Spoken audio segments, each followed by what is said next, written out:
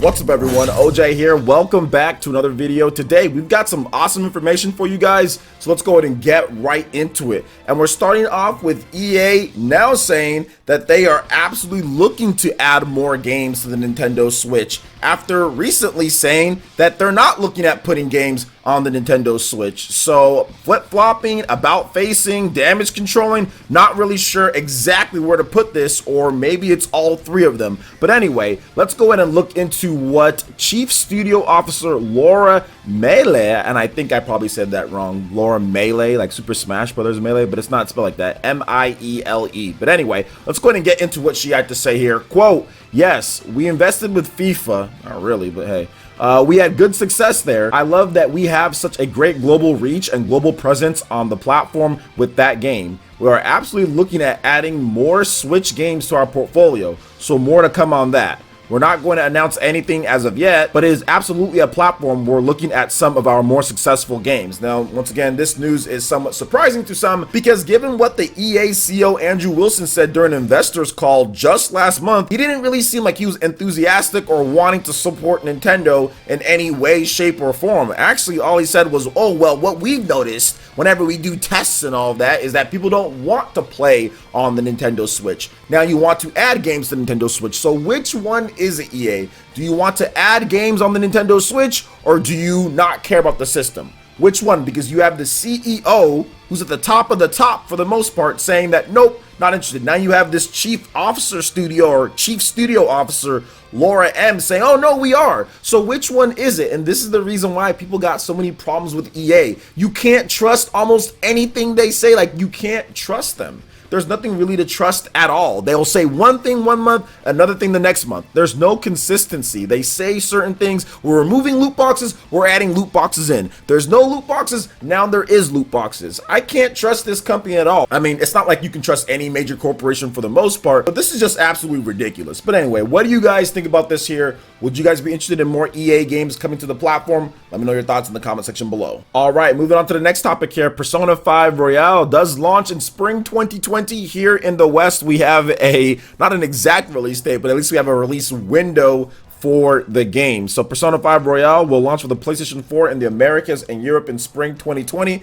Atlus has officially announced at the Atlas Art Exhibit 2019. Persona 5 Royale and Catherine Full Body Showcase at Gallery Nucleus in California. So in Japan, the game is due out for the PlayStation 4 on October 31st, and you can check out more information on that link in the description below. And this has brought a wide range of emotions from fans out there. I'm one of the fans of Persona who do feel that it should expand a little bit more than what it's currently on, but Atlus has made their decision, Sega has made the decision, it's going to be a PlayStation 4 exclusive, but there is going to be some nice PS4 Pro enhancements, some like 4K checkerboarding or 4K native, not really sure exactly, but they are going to have that. There is a ton of different stuff that they're adding to the dialogue and to the story of the game, new music. So I think it's definitely going to be worth a purchase if you haven't played Persona 5 yet, or even if you're just a big fan and want to get some of that extra content. I know I'll be buying it on my PlayStation 4 Pro early next year. It's just, I haven't really talked about it too much, is because Atlus likes to cover things twice. So they'll do things in Japan and then they'll do things here in America. So I'm just going to be covering when it actually comes to the American content, because Atlus will just double up on it. But I guess like the big controversy outside of people complaining that there isn't a Switch version is the fact that they're taking so long to localize. Like, this is like 2002 or something like that. Most of the big games that come out nowadays have a worldwide release when it comes to bigger JRPGs.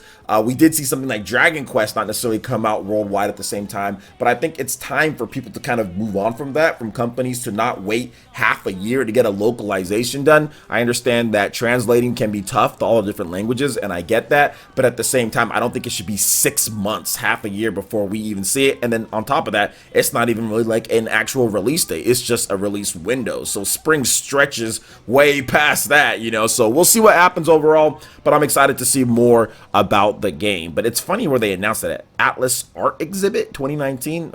Okay, I guess. But anyway, Catherine Full Body is a freaking remake, and they've taken forever to release that one. When it comes to it, they put a PS Vita version version out in Japan. So, yo, Atlas, you guys do you. But anyway, what do you guys think about this information here when it comes to Persona 5 Royale? Are you guys excited to play the game? Let me know your thoughts in the comment section below. All right, moving on to the next topic here, guys. We got some new information on Pokemon Sword and Shield, details on the Battle Stadium, Dynamaxing, max moves, abilities, and more. So I can't go over everything, otherwise that would take like 20 to 30 minutes. I did talk about it in a PE live or OJ live stream, so you can check that out if you want to. There'll be a link on the homepage for that. But I did want to go over some of the highlights of this, and I'm most excited about the ranking mode in this game. So Battle Stadium, let's talk about that. So in Pokemon Sword and Shield, you can connect to the internet and battle against trainers from all over the world in the Battle Stadium. You have rental teams and online competitions as well. Lots of different ways to connect to other trainers and play.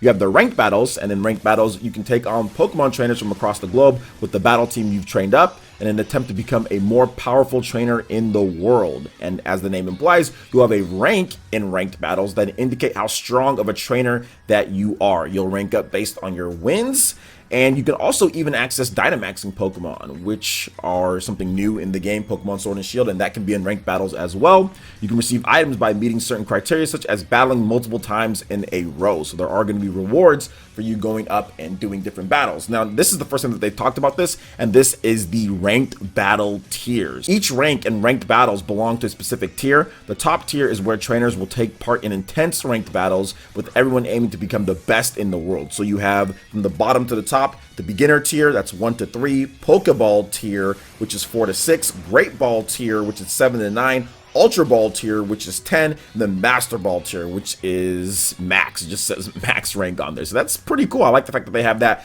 tiered ranking based on the different Pokeballs out there. You also have casual battles. You have the online competitions, and there are going to be 2 categories of online competitions you can participate in for some fun battling, official competitions, and friendly competitions. And there's more information on that if you guys want to see that. There's also different rental teams that you can use for friendly competitions as well. They also talk about some Dynamaxing and max moves too, and new abilities for different Pokemon. So if you guys want to check all of that, there is a trailer and everything there. And for me, the biggest thing about this is how kind of serious you're taking the online play. I like the fact that there's like this battle stadium. You can go there, there's ranked battles, there's online competitions. It seems like it has all the tools necessary to have a great online. I love the ranking tiers. That's awesome as well. And it seems like the online is going to be pretty solid for Pokemon Sword and Shield, despite what people are saying about the graphics and stuff like that. It does seem like it is going to be a good game when it comes down to the online play and the competition and the ranking system and all of that. So I'm excited to see more on that and how exactly we're going to be able to play. But I think at the end of the day, everyone's kind of wondering, well, exactly how many Pokemon they're going to be in order to have your strategies for online and everything. So we still have to wait for more information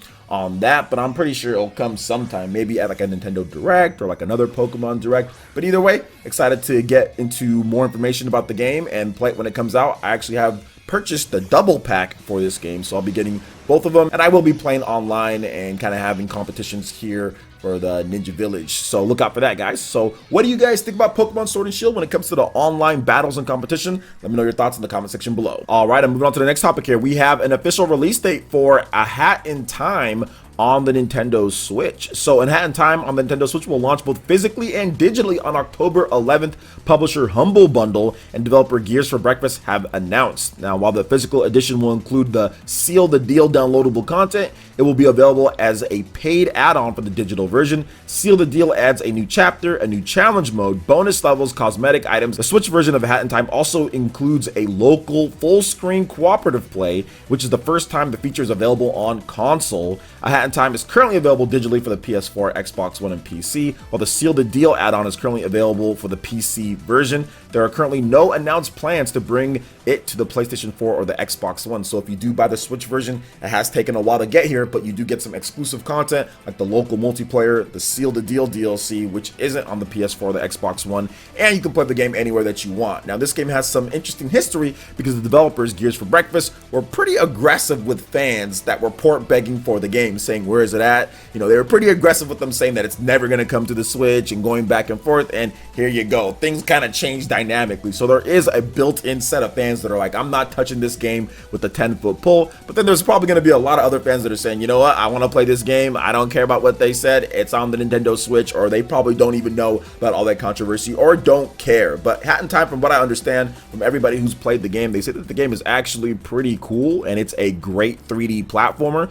I'm not as big on 3D platformers, but it does seem like this game got a lot more praise than a game like Yooka-Laylee did when it first launched. Now, Yooka-Laylee is still a great game. I think I played the game. I'm just not as much into 3D platformers, so I might get this game. I might not sure about it, but I do think that the game looks great for an independent title like this, to get a publisher deal, to get a physical edition, nice little stuff kind of thrown in there for the Switch version to make up for the long wait. I think it's pretty cool that they're actually doing this. So what do you guys think about A Hat in Time coming over to Nintendo Switch on October 18th? Let me know your thoughts in the comment section below. All right, I'm moving on to the final topic here. We have a brand new update for Mortal Kombat 11 on the Nintendo Switch. There's also a big list of patch notes, and I wanted to talk about this because Mortal Kombat 11 continues to sell really well, not just on the PlayStation 4 and the Xbox One, but also on the Nintendo Switch. So some of the adjustments that they made to the game, they've actually made some adjustments to the AI logic. They made adjustments to the move list corrections. They added color blindness mode, so that's pretty cool as well. Added variation info on the pause menu in practice mode.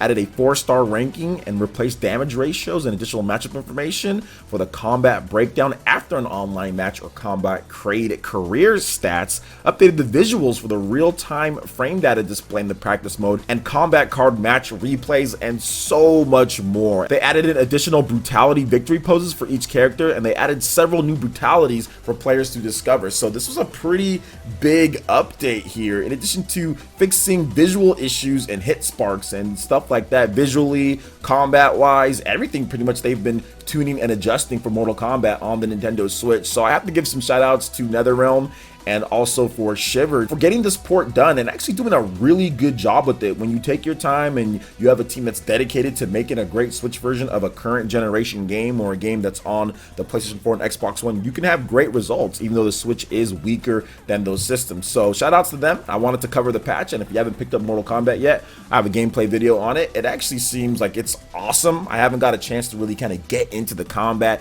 itself and know the battle system just because there's so many other games to play, but from everything that I've seen so far on the Switch version of the game and what I've watched, it's actually really solid and a fun game to play. So if you're looking for a new fighter, Mortal Kombat 11 just might be that game you can pick up. There's a lot of new people getting Switches. The NPD sales are going well. Mortal Kombat could be that game that you pick up to kind of get into if you're not into Smash Brothers or some of the other fighting games that are on the Switch. So what do you guys think about all the different topics here from Mortal Kombat, Hat in Time, Pokemon Sword and Shield, Persona 5 Royale, and also EA about facing flip-flopping? Let me know your thoughts in the comment section below. All right, guys, that wraps it up for this video here. Go and check out the links in the description below. We got Facebook and Twitter. Go and give us a like and a follow on our social media. Hit that like button if you did like this video. Let me know you guys want more content like this going forward in the future. And subscribe to PlayerEssence for latest RPG, Japanese, and Nintendo gaming news. Thank you so much for watching, and we'll catch you guys for the next one. Peace.